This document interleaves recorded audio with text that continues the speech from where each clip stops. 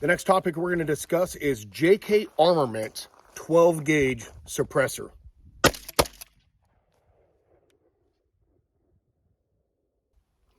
So shotgun suppressors, in my opinion, they're both kind of unique, cool, and somewhat bizarre.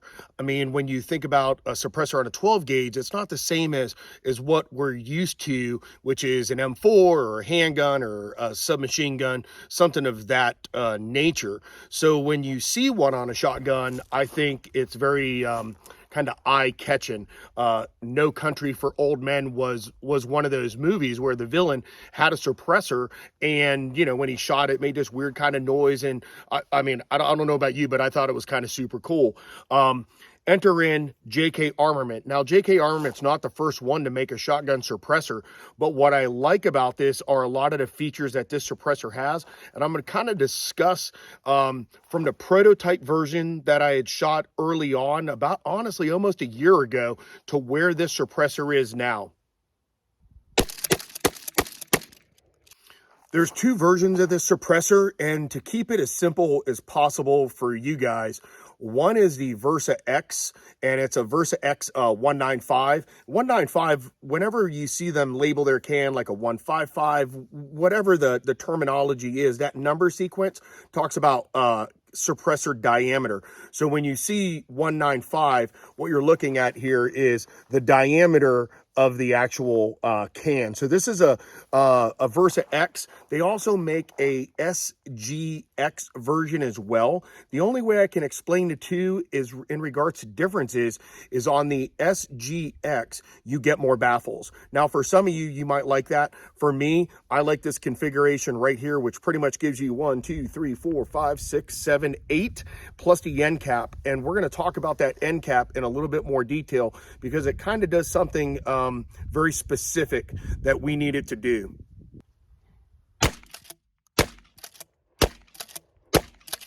So breaking down the can, let's talk about that a little bit. One thing that most people are pretty familiar with is you can add or subtract baffles however you would like.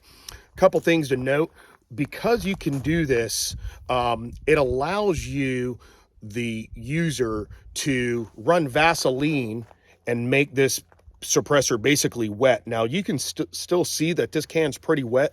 That's after about 15 shots. I was just zeroing the gun the other day, wanted to get a good zero on it, and then play around with it more today.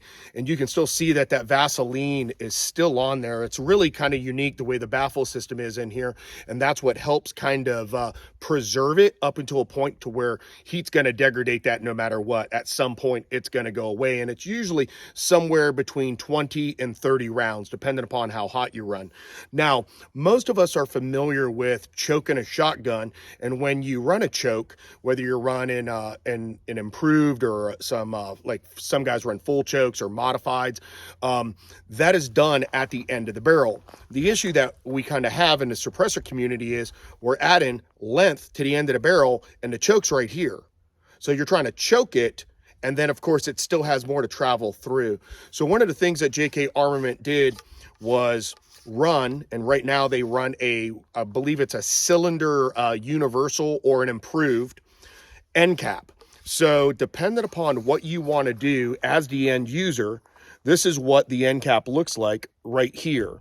Okay, and you can see it's got a nice taper to it. This is the forward portion of it. So you can change these out depending upon what exactly are you trying to accomplish. So that's one thing that I like about this, is not only can I add or subtract baffles, I can also choke it at the very end. And of course, that's where it is on a normal shotgun, so it only makes sense as you add a suppressor to it to choke it right at that last second.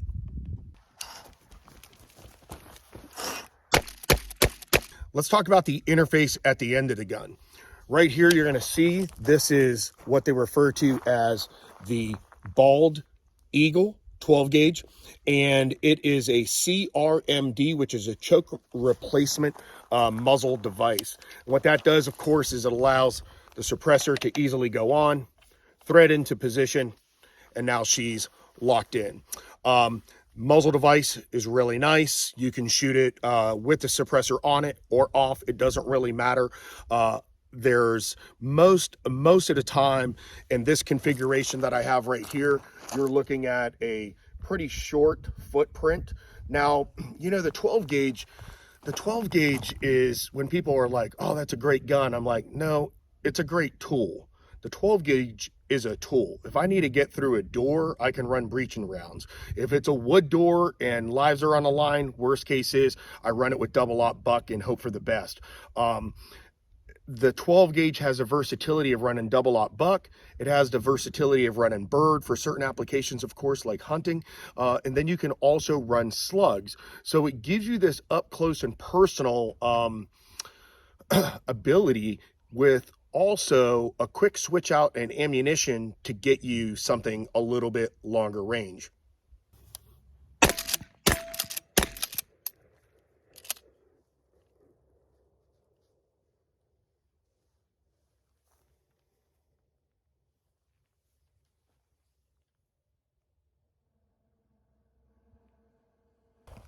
This is a Nighthawk Remington 870, and compared to two shotguns, one with a suppressor on the end of it with a shorter barrel, and then of course a normal 18.5-inch gun, you're at about 4.5, just shy of 4.5 inches is what this adds.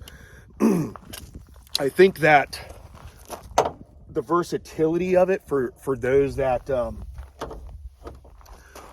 are able to employ something like this, if you're just out having fun shooting, we know that suppressors can soften that recoil impulse just a little bit for some shooters that might be borderline running a 20, or now I throw a suppressor on it and now they're actually capable of running a 12 gauge. So there's some flexibility in with that.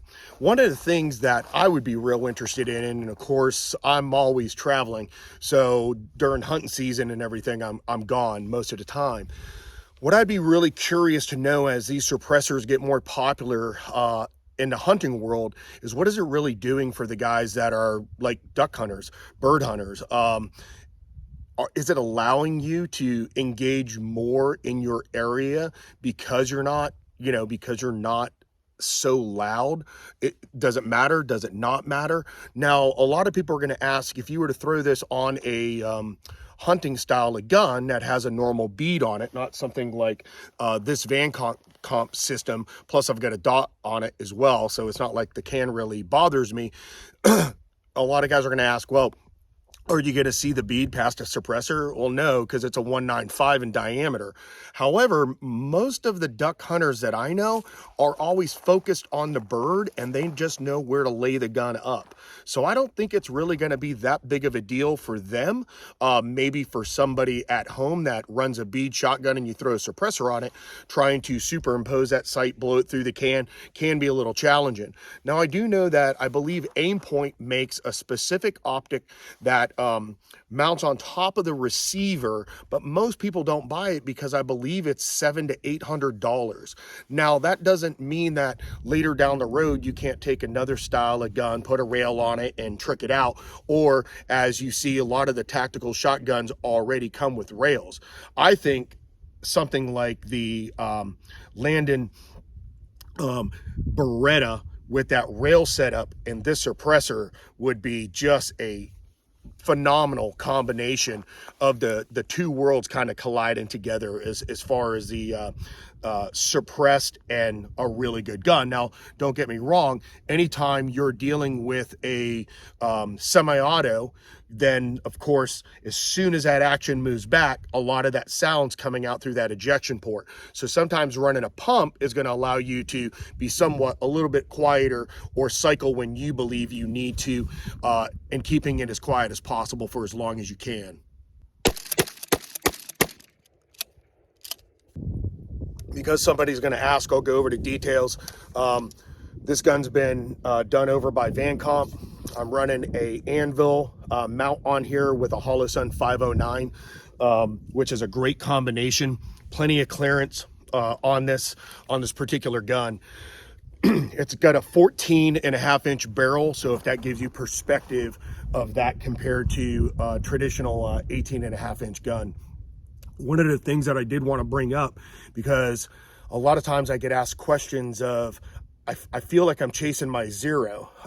When I'm zeroing guns like this that are running slower rounds that have a lot of punch to them. So in comparison to the 12 gauge, which is a great tool to take up in the mountain, primarily I would probably be running just slugs.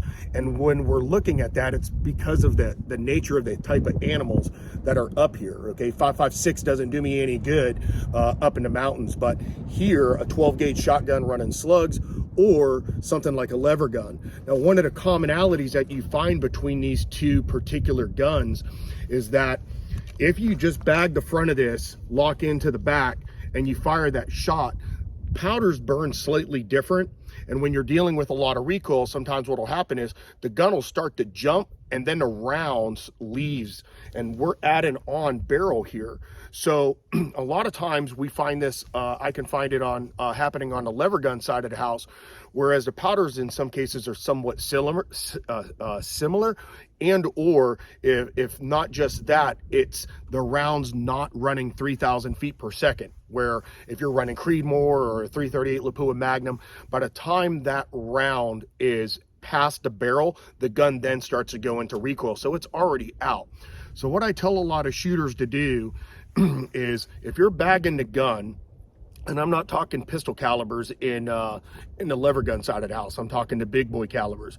But one of the ways you'll find out is you'll put the gun down, you'll shoot, same cheek weld, same everything, so you're consistent on all your other fundamentals. You'll fire and you'll have some up top, you'll have some here, and they're floating in between. If you lock into that gun, generally the way you would normally like shoulder that gun, so you're really braced in hard right here on it, as far as the type of gun it is. I throw my thumb over the top from the AR side of the house, so when I grab a shotgun, I got to remember real quickly to get it off there. But if you lock that gun in on a bag in this fashion right here, and you're choked up on it, what you're going to notice is you're going to notice that one of them is going to be your true group, where you're holding the gun down in the position, which normally I don't like to do, because we normally want it to be natural point of aim. But when we're dealing with a recoil impulse, we've got to take that challenge on, and a lot of time that's putting some ass on the gun and getting behind it and really locking it in. In a perfect world, you would stand up on a bench, lock into it as if you were almost standing and shooting, and probably zero it that way to be more consistent. So just a couple things to think about if you're having a hard time and you find yourself chasing zero on one of these styles of guns, or something like a lever gun. So for a 12 gauge can, 8-inch, 9.3 ounces, 70-75 aluminum.